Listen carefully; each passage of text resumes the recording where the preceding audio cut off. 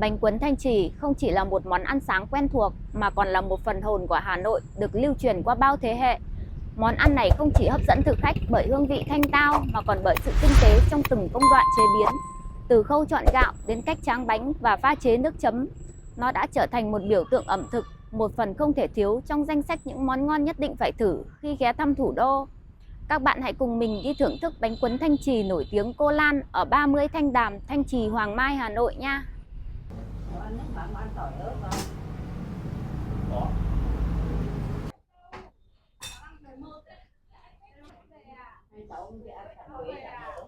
Sao? Bác cho cháu đầy đủ ạ? Trà quế ạ.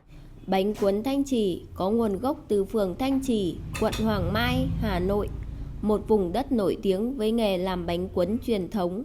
Tên gọi Thanh Trì đã gắn liền với món bánh này từ hàng trăm năm nay, trở thành một thương hiệu được nhiều người biết đến.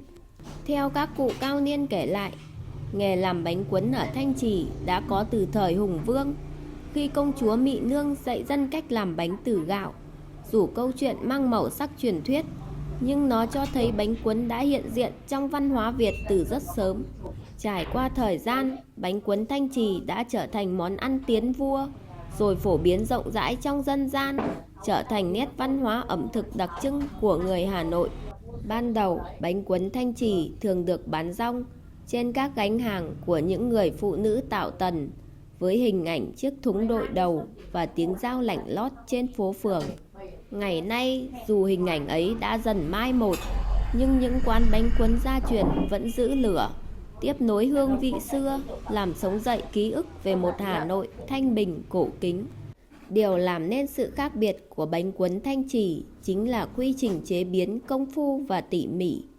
Khác với nhiều loại bánh cuốn có nhân thịt, mộc nhĩ, bánh cuốn Thanh Trì truyền thống lại nổi bật với sự tinh khiết, thanh đạm của lớp vỏ bánh không nhân. Bí quyết nằm ở 3 yếu tố chính: nguyên liệu, kỹ thuật tráng bánh và nước chấm. Gạo phải là gạo khang dân, bởi đặc tính không quá dẻo, không quá mềm, tạo nên độ dai vừa phải và mịn màng cho bột bánh. Gạo được ngâm khoảng 2-3 tiếng để mềm hơn, sau đó xay thành bột nước mịn màng. Tỷ lệ pha bột với nước phải thật chính xác để bánh không bị nát hoặc quá dày. Hành tím được thái mỏng, phi vàng giòn rụm với mỡ lợn, tạo mùi thơm đặc trưng và vị béo ngậy cho bánh. Đây là bánh cuốn Cô Lan ở 30 Thanh Đàm, Thanh Trì, Hoàng Mai, Hà Nội các bạn nha. Nước sạch tinh khiết cũng góp phần quan trọng vào chất lượng của bánh. Cô là hàng rất là nổi tiếng. Tráng bánh là công đoạn đòi hỏi sự khéo léo và kinh nghiệm của người thợ. Bánh được tráng trên một lớp vải trắng căng trên miệng nồi nước sôi 100 độ C. Bột được múc đều tay, dàn mỏng tang trên mặt vải. Chỉ trong vài giây là bánh chín. Người thợ dùng một que tre mảnh nhẹ nhàng nhấc từng lớp bánh mỏng trắng trong ra, thoa một lớp mỡ hành phi mỏng rồi xếp chồng lên nhau. Lớp bánh phải mỏng đều, không rách, không quá dày, để khi ăn cảm nhận được sự mềm mại, tan chảy trong miệng. Đây là kỹ năng được tôi luyện qua nhiều năm, thể hiện sự tinh hoa của nghề làm bánh cuốn Thanh Trì. Đây là bánh cuốn nha. Bánh cuốn do chính tay cô Lan tráng luôn các bạn nha. Cô tự làm và tự bán luôn nha. Còn đây là chả quế. Đây là chả và nước chấm. Đây là rau sống nha. Rau sống. Đây các gia vị ớt, tiêu, quất nữa. Vâng, em xin. Nếu các bạn có qua 30 Thanh Đàm, Thanh Trì, Hoàng Mai, Hà Nội thì nhớ ghé qua quán cô Lan để ăn bánh cuốn nha. Hàng nhà cô rất là nổi tiếng nhé.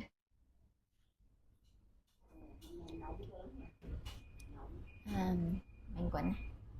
Mình mời các bạn nha, các bạn ăn bánh cuốn với mình nha. Đây,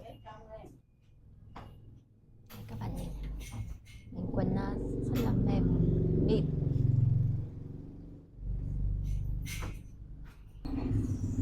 Mình mời tất cả các bạn.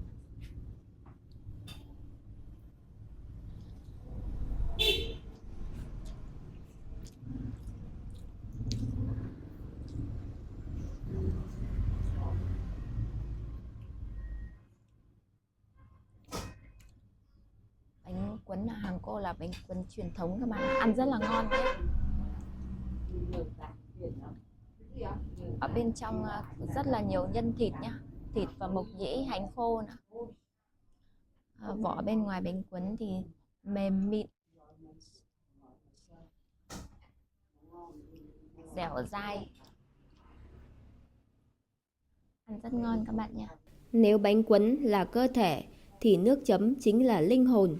Nước chấm bánh quấn Thanh Trì được pha chế cầu kỳ, là sự kết hợp hài hòa giữa nước mắm ngon, giấm nếp, đường, ớt tươi, tỏi, su hào ngâm giòn, một chút hành phi vàng giòn rắc lên trên bát nước chấm sẽ làm tăng thêm hương vị và sự hấp dẫn.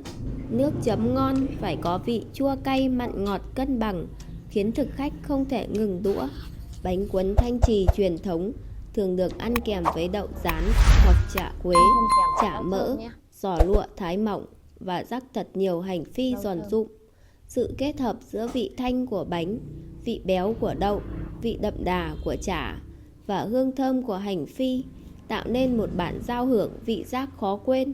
Khi ăn, thực khách sẽ cảm nhận rõ hương vị tinh túy của bột gạo hòa quyện cùng nước chấm đậm đà, tạo nên một trải nghiệm ẩm thực độc đáo. Một suất bánh quấn Thanh Trì truyền thống thường có giá dao động từ 25 đến 40.000 đồng, tùy thuộc vào quán và các món ăn kèm. Đây là mức giá rất phải chăng cho một bữa sáng hoặc bữa ăn nhẹ ngon miệng. Bánh quấn có thể thưởng thức vào bất kỳ thời điểm nào trong ngày, nhưng ngon nhất vẫn là vào buổi sáng sớm hoặc chiều tối, khi tiết trời se lạnh của Hà Nội khiến món ăn trở nên ấm áp và hấp dẫn hơn.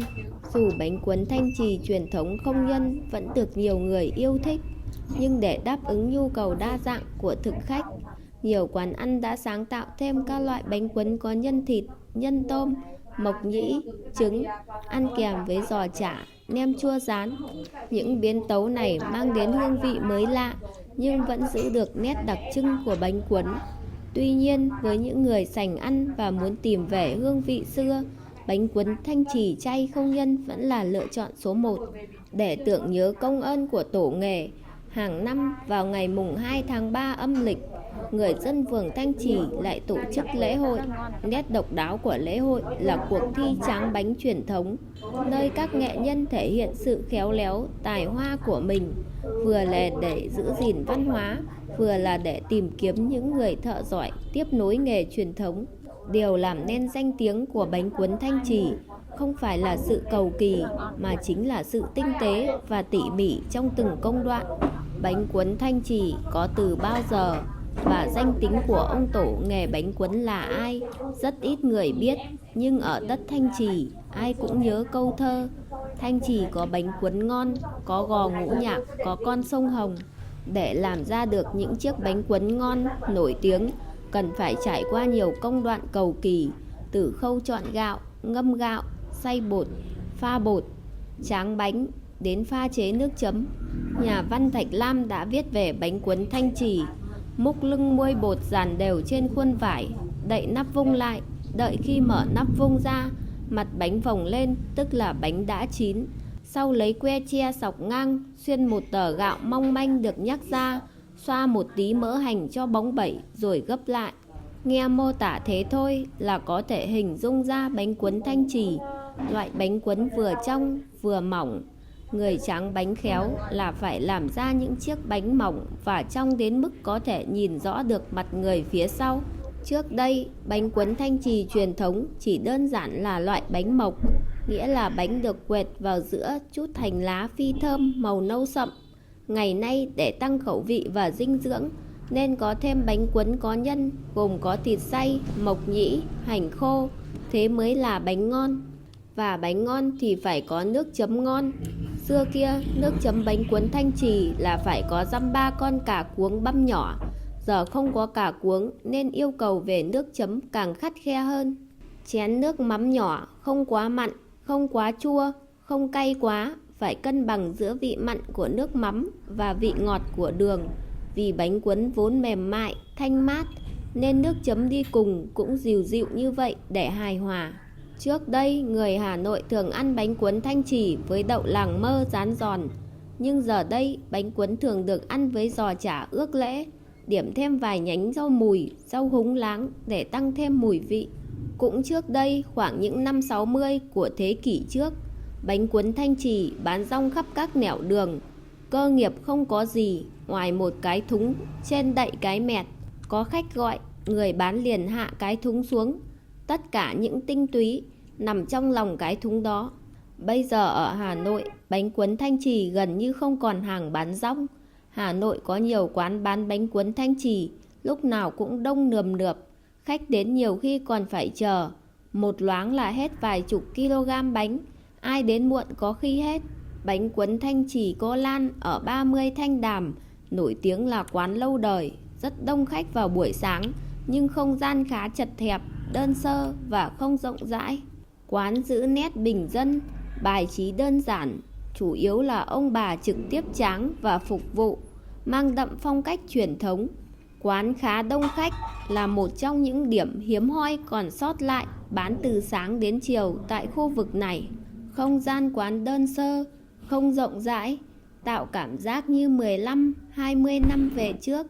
Nằm ở phố Thanh Đàm, sát đê Nguyễn Khoái, hơi xa trung tâm và có phần hẻo lánh. Làng bánh cuốn giờ chỉ còn 54 hộ theo nghề, trong đó có nhà bà Lan. Với cái tâm giữ nghề, bà Lan cùng các thành viên trong gia đình cố gắng bám trụ với nghiệp tráng bánh. Phủ kín khắp bức tường cũ kỹ gạch ngói trong quán là những tấm bằng khen, giải thưởng, chứng nhận bánh cuốn chuẩn vị Thanh Trì. Khi khách đã vãn dần, trò chuyện cùng chúng tôi về câu chuyện làng nghề, bà Lan bất chợt đọc những câu thơ do người dân Thanh Trì yêu ái viết tặng khi bà tham dự hội thi lấy thương hiệu Cô Lan bánh cuốn Thanh Trì như biển hiệu hiện nay. Khách hàng đông nghịt đợi chờ, thưởng thức bánh cuốn ước mơ lâu ngày. Làng nghề cũng thấy hay hay. Thương hiệu bánh cuốn tiếng bay xa gần, chị em nhắc nhở ân cần, giữ nghề bánh cuốn Thanh Trì làng ta. Câu thơ bà Lan đọc như còn ngân vang mãi trong tâm trí tôi, hiện lên về một hàng quán đậm nét truyền thống, hương vị bánh cuốn thơm ngon và hơn cả là dáng vẻ yêu nghề, cùng nỗi trăn trở về sự gìn giữ nét đẹp truyền thống đỏ lửa làng bánh cuốn Thanh Trì. Bánh cuốn Thanh Trì không chỉ là một món ăn mà còn là một câu chuyện văn hóa, một phần linh hồn của ẩm thực Hà Thành. Món ăn này đã trở thành một niềm tự hào, một nét đẹp ẩm thực mà bất cứ ai đến Hà Nội cũng nên một lần thưởng thức.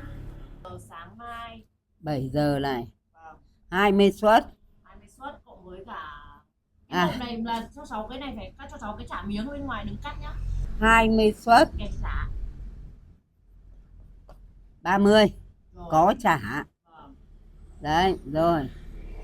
Và 1 cân, Cân 1 kg có nhân. Nhân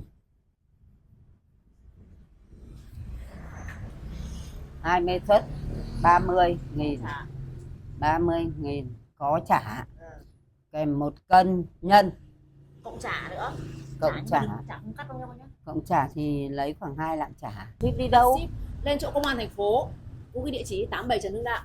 À, Trần Hưng Đạo. Ship lên 87 Trần Hưng Đạo, 7 giờ 87 Trần Hưng Đạo nhá. Cháu sẽ trả đến ship là có ship. Ai? Hùng Lê Mạnh Hùng ấy. Mạnh Hùng người ta chưa quen mà công an, nhiều công an hay lấy lắm. Nhất là giờ công an ở quận Thanh Xuân hay lấy nhất. 740, 12 tuổi là đã phải mẹ tráng bánh cuốn là đã phải làm từ lúc 12 tuổi, vừa đi học vừa xay bột tráng bánh, vừa xay cho mẹ đi chợ, vừa xay thuê. Hồi là xay bằng cối đá thôi. Thế xong đến 15 tuổi là bắt đầu biết tráng rồi. Là cứ túc tắc tráng giúp mẹ đi học về lại tráng giúp mẹ đi chợ.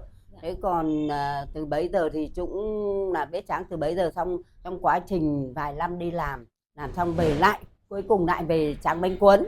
Tráng bánh cuốn là đến bây giờ đã được 53 năm rồi. 53 năm à?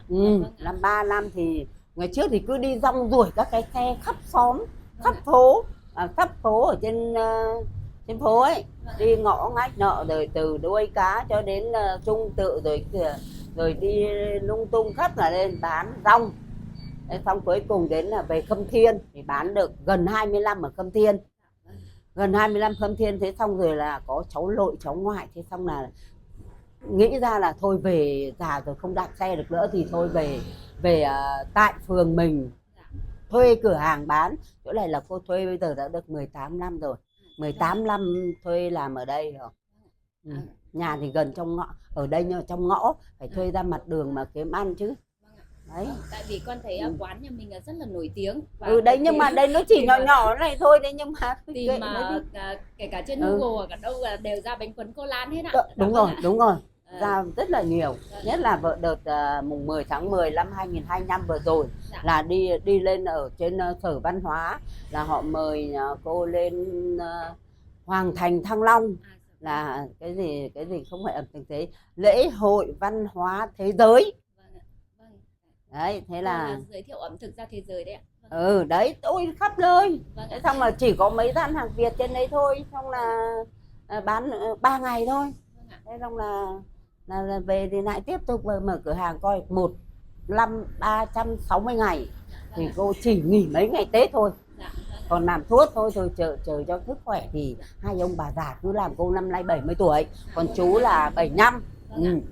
Là cứ vẫn duy trì để cho con cái nó theo hết. Bây giờ nhà cô có một cửa hàng là cơ sở 2 là trên hàng chuối, 2, 3 hàng chuối con dai. Cơ sở 2 trên hàng chuối các bạn nha. Và trên hàng chuối là 2, 3 hàng chuối, con dai với con dâu ở trên đấy, mấy cháu, 2 cháu nó học hành ở gần đấy thì trưa để ăn uống đấy. Trên hàng chuối 2, 3 hàng chuối nhá. Còn cơ sở đây 1 là cô Lan, chính cô Lan bán luôn các là bạn. 30 phố Thanh Đàm. Nên các bạn có du lịch Hà Nội thì các bạn nhớ ghé 2 cơ sở của nhà cô Lan bánh cuốn. Cơ sở 1 là 30 Thanh Đàm, Thanh Trì, Hoàng Mai, Hà Nội các bạn nha. Còn cơ sở 2 là 2, 3 hàng chuối. Dạ vâng, 2, 3 cũng để bánh cuốn cô Lan. Dạ vâng. Đều là bánh cuốn cô Lan các bạn nha. Toàn là nếu tay các cô bạn làm. địa chỉ thì có thể search trên Google là ra nha. Nói chung là tất cả khắp nơi. Đây là công an ở Trần Hưng Đạo đấy. Dạ, vâng người ạ. đặt bánh đấy. Vâng ạ. Vâng, toàn khách quen thôi coi. Toàn khách quen. Đi Gia Lâm, Đông Anh, Ninh Hiệp, Hà Đông, cứ alo là cô có ship đi ạ. Là cô ship đi, ship là người ta phải trả tiền ship. Chứ nhà cô không phải ship miễn phí mà không có người ship. Dạ vâng ạ. Đấy, cứ như thế mà duy trì cứ suốt mấy chục năm nay thế thôi. Bánh cuốn là tự tay cô tráng luôn các đấy. bạn nha. Bánh cuốn Thanh Trì không chỉ là một món ăn mà còn là một phần ký ức, một nét văn hóa ẩm thực đặc trưng của Hà Nội. Đối với những người con Hà Thành xa xứ, hương vị dân dã mà đậm đà của bánh cuốn Thanh Trì luôn gợi lên nỗi nhớ quê hương da diết. Nó là minh chứng cho sự tinh tế và khéo léo của người Việt trong việc biến những nguyên liệu đơn giản thành một tác phẩm ẩm thực. Nếu bạn có dịp du lịch Hà Nội, đừng quên dành thời gian ghé thăm một quán bánh cuốn Thanh Trì chính hiệu để thưởng thức và cảm nhận trọn vẹn hương vị đặc biệt này. Chắc chắn bạn sẽ có một trải nghiệm ẩm thực khó quên, góp phần làm phong phú thêm hành trình khám phá thủ đô của mình. Các bạn nhớ đăng ký kênh, like và share để nhận được những video mới nhất của mình nha. Xin chào tất cả các bạn.